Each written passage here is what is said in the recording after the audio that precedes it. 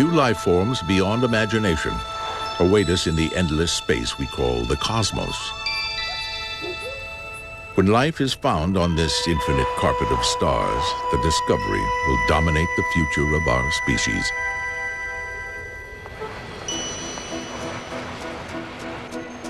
Today, public opinion polls indicate more and more people believe in alien encounters. Witnesses on every continent have reported strange objects in the skies, unidentified flying objects that defy conventional explanation. In 1990, the Belgian Defense Ministry, through radar and visual observation, confirmed an outbreak of UFO sightings. At one point, Air Force fighters were sent to intercept the UFOs, which were simultaneously tracked by airborne and ground radars. The Belgian jets locked onto the objects for 5 seconds before the UFOs sped away at speeds that would have killed a human pilot. Thousands of witnesses, including the military and the police, reported sighting the UFOs. Consistent drawings of triangular objects were made by people scattered across the region. When authorities compared the sketches with eyewitness photos, the circle of evidence was complete. During this extraordinary press conference, Air Force Colonel Wilfried de Brouwer confirmed the sightings of unidentified flying objects in Belgian airspace. It was the first time a Western government officially admitted that such an encounter had occurred.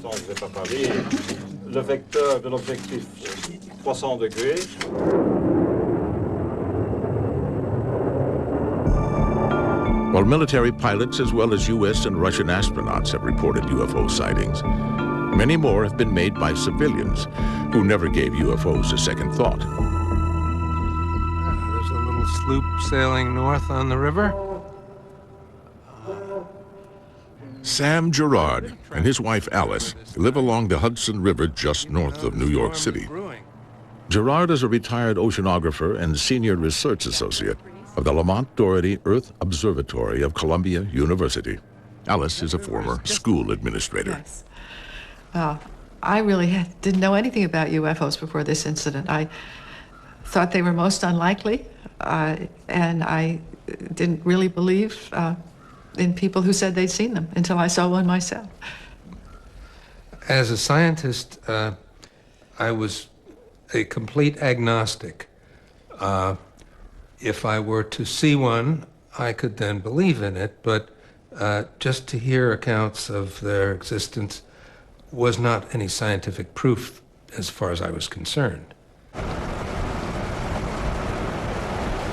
On March 16, 1996, the Gerards were driving east on Veterans Memorial Highway. At 5:45 p.m., they saw a low-flying object through the trees.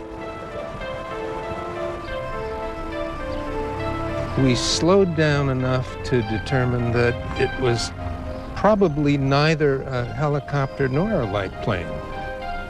Sam and Alice followed the object to Lake Tapan, where it hovered in one position high over the water.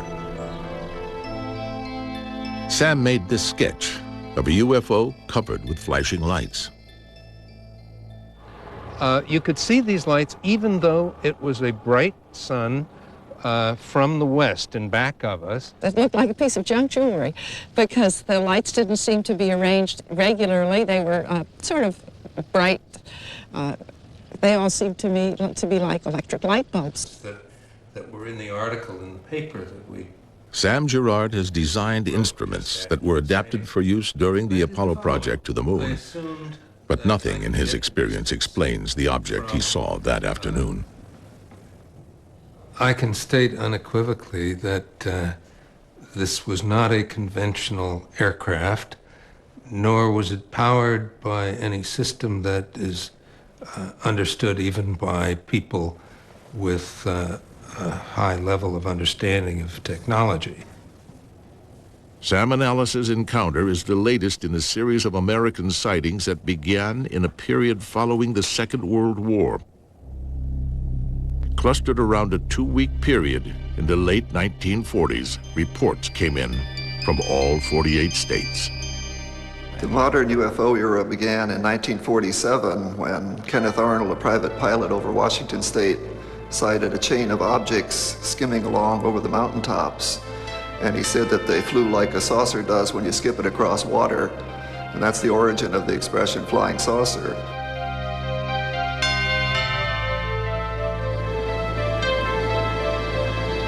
And then there was the Roswell incident, the most controversial encounter in the history of the UFO phenomenon. In July of 1947, a local rancher named Mac Brazel discovered fragments of a metallic material spread over a quarter square mile of his land. It looked like a crash site.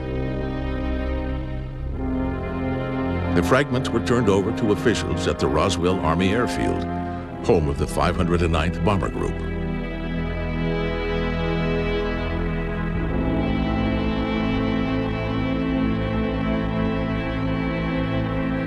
Roswell is now a civilian airfield, but for Air Corps veteran Walter G. Haught, it seems like only yesterday when he was summoned to the office of his commanding officer. Well, that day of July the 8th, 1947, I was given information by Colonel William H. Blanchard, the commanding officer. Haught, the base's public relations officer, was told by his boss that a UFO had crashed just outside Roswell. And the release that he wanted me to put out and hand deliver to the 4 local media, in essence, stated that we had in our possession a flying disc. It was being flown to Higher Headquarters, 8th Air Force in Fort Worth by Major Jesse Marcel, who was our base intelligence officer. While admitting it had recovered a UFO, the military never made mention of any alien bodies.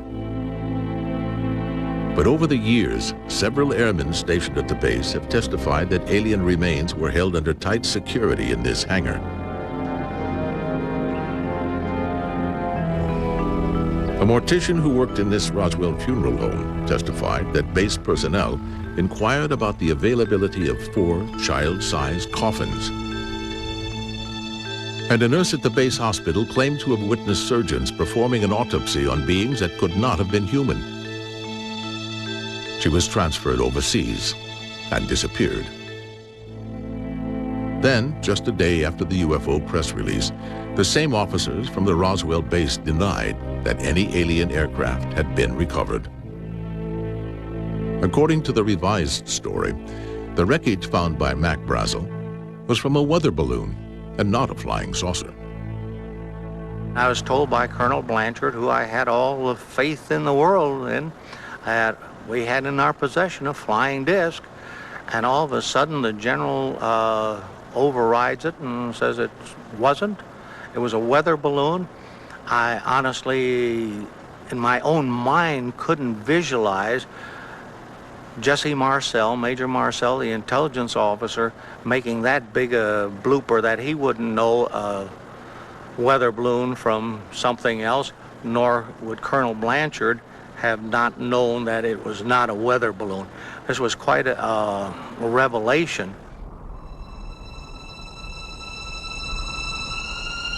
Nearly 50 years later, government officials insist no alien bodies were ever found and no wreckage ever recovered from a UFO crash.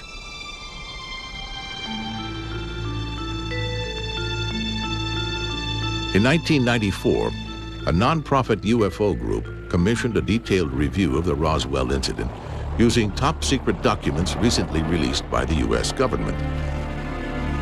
It was prepared by Carl Flock, the former U.S. Deputy Assistant Secretary of Defense.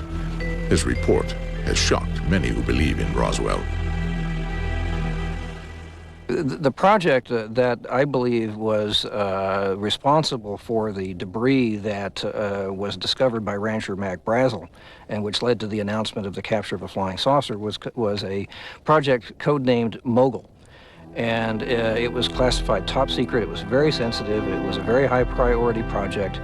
It was operated by a team from New York University.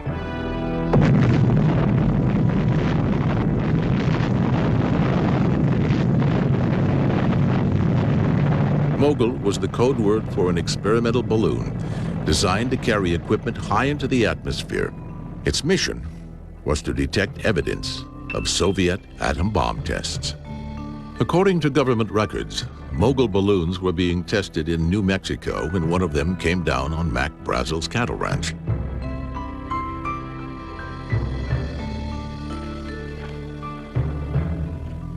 While Project Mogul explains the strange debris found on a cattle range, there's no explanation for the rumors of alien bodies.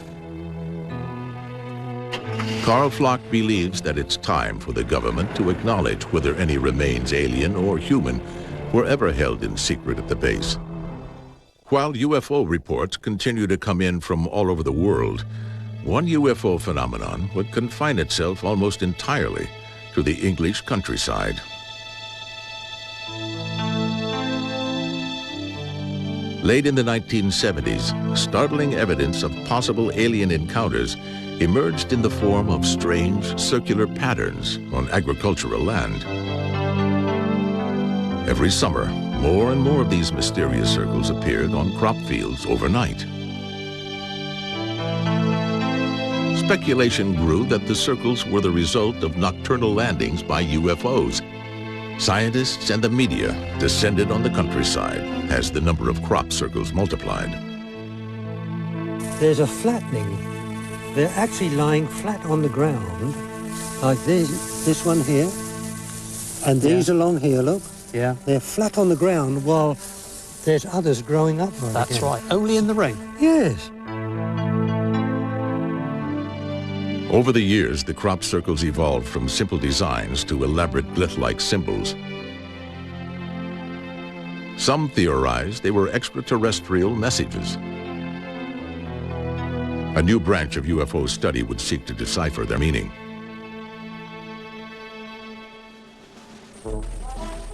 By 1993, the mystery had become a national obsession.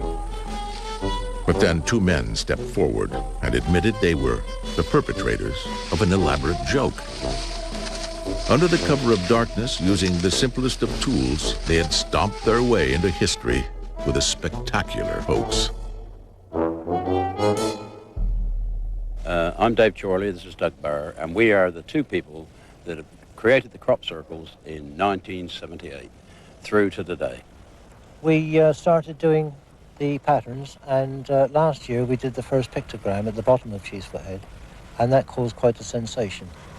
And since then, the Führer's got more and more and more people from overseas coming over, because it's something that's even away from the circles. It's more and more important, you see.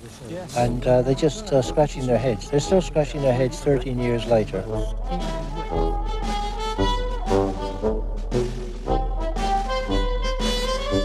The incident provided the world with some comic relief, but other alleged UFO encounters are more serious and as yet unexplained.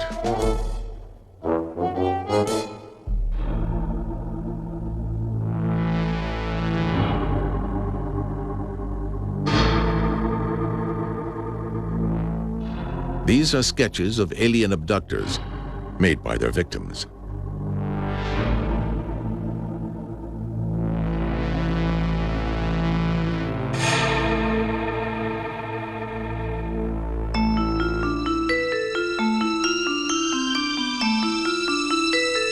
Most report being confronted by UFOs emanating bright and paralyzing lights.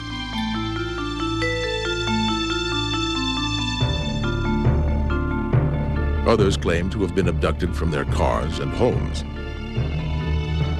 When they return, they're unable to account for their whereabouts for hours or even days.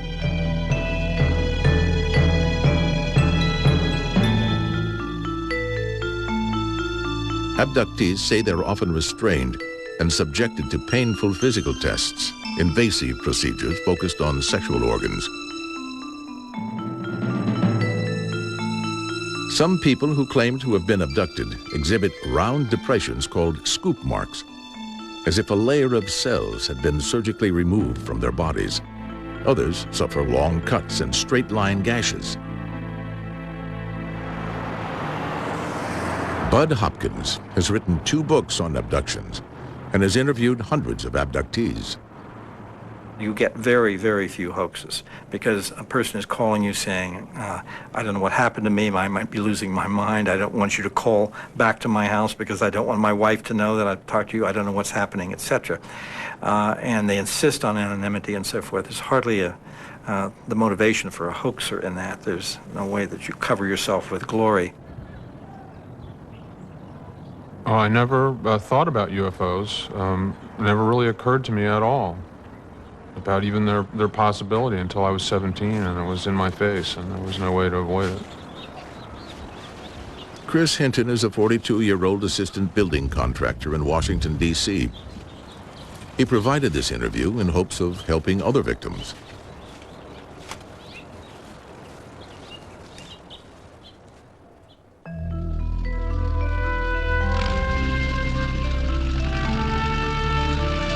Over the course of a week in the summer of 1972, Chris was helping his brother prepare for a driving test. Each night, they saw several UFOs in the sky.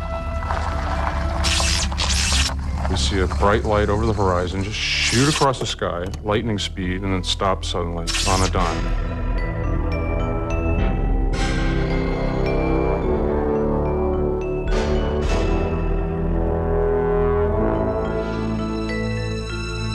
This voice explains, as this light projects off the side of the ship, we're hypnotizing you. And there's no need to be afraid, you just relax. And we are going to communicate telepathically.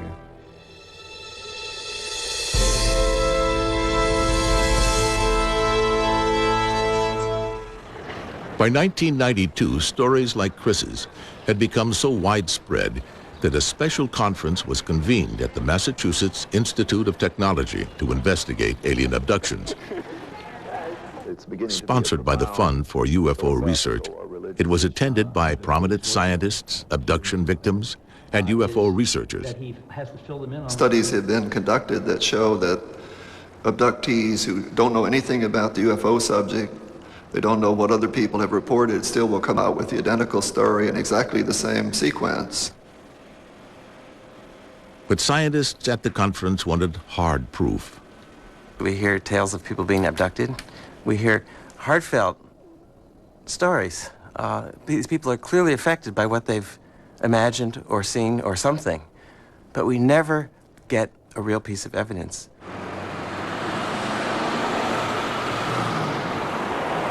Bud Hopkins believes he's found the kind of evidence scientists are looking for here in Salt Lake City, Utah. This woman and her son had an abduction experience. To protect their privacy, they requested we mask their identities. Their ordeal began on a drive home from a family get-together. And all of a sudden, we were hit by that bright light, just a bright light. That came from nowhere. I couldn't see the road. I knew I was moving. I looked over at him and I told him I can't see the road. And that's the last of my memory. My recollection is my mother let go of the steering wheel, and at that point, I reached over and grabbed it. I can't remember going home. I can't remember the next day. Like many abductees, memories of intrusive alien surgery began to haunt Joan.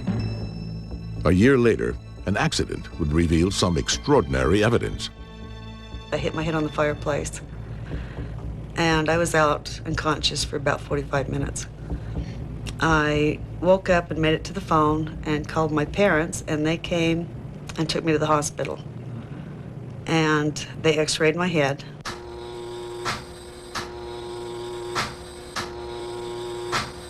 Suspecting, I suppose, a skull fracture, yeah, right? Yeah, but there was no skull fracture. It was fine.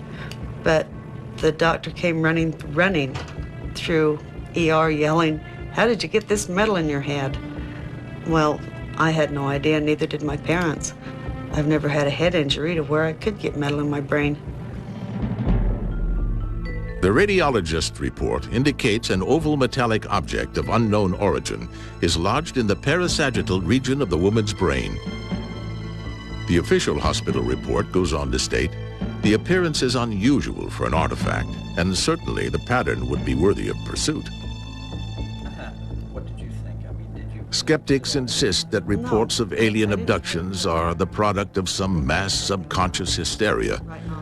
But if they are fantasies, how do we explain the radiologist report?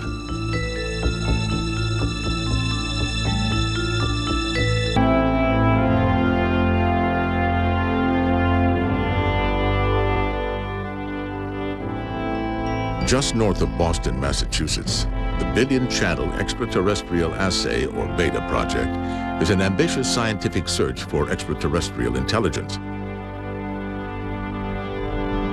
A joint project of Harvard University and the Planetary Society of Pasadena, California. This radio telescope is listening for a signal from outer space.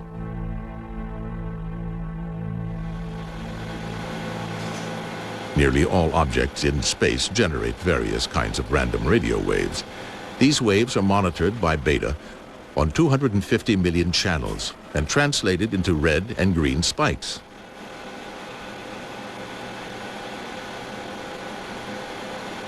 If alien cultures are trying to communicate to other civilizations, a strong radio beacon would be a logical way to say hello. Should BETA spot an unusually strong and steady signal, its powerful computer would peg it as an alien radio beacon. Dr. Paul Horowitz of Harvard University directs the project. Life elsewhere in the universe, guaranteed. Life elsewhere in our galaxy of 400 billion stars, guaranteed. Intelligent life elsewhere in the universe, guaranteed. Intelligent life elsewhere in our galaxy, so overwhelmingly likely that I'd give you any odds you like. I think the tough part is the intelligent life interested in communicating? Are they sending messages by method that we can detect in our direction at a power level sufficient for us to detect?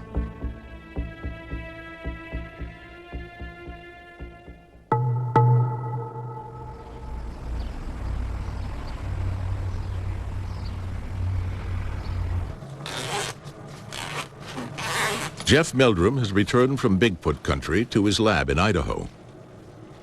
He's back just in time. Preliminary tests on the Bigfoot hair sample have been completed with significant results. The hair strands from Northern California are strikingly similar to alleged Sasquatch samples from other states. DNA studies will soon compare the hair with samples taken from gorillas.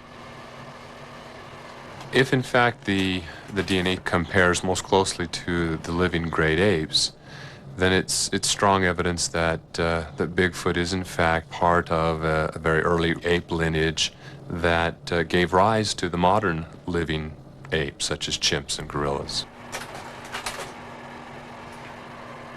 The initial results of the DNA tests did confirm the hair samples from Northern California are of animal, not human origin, and are not of any species known to exist in North America.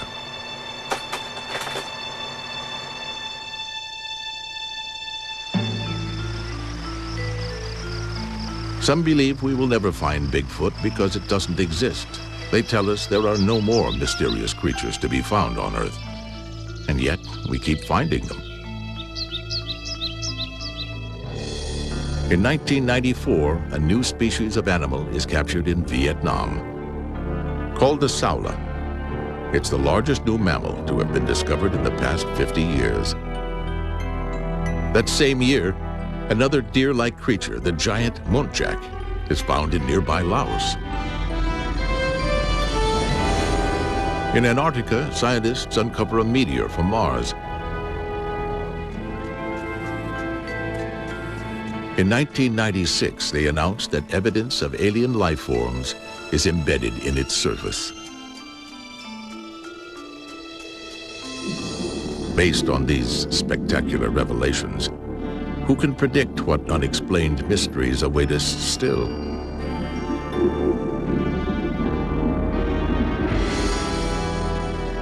Are we alone? No, not by any means. Will there be other encounters? The answer is yes.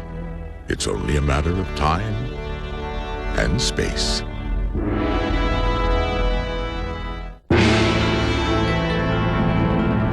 For today's newest and latest science information, log on to Discovery.com. Daily features link you to the world. Real-time facts, up-to-date info, and live debates and topics can always be found right here, right now at Discovery.com.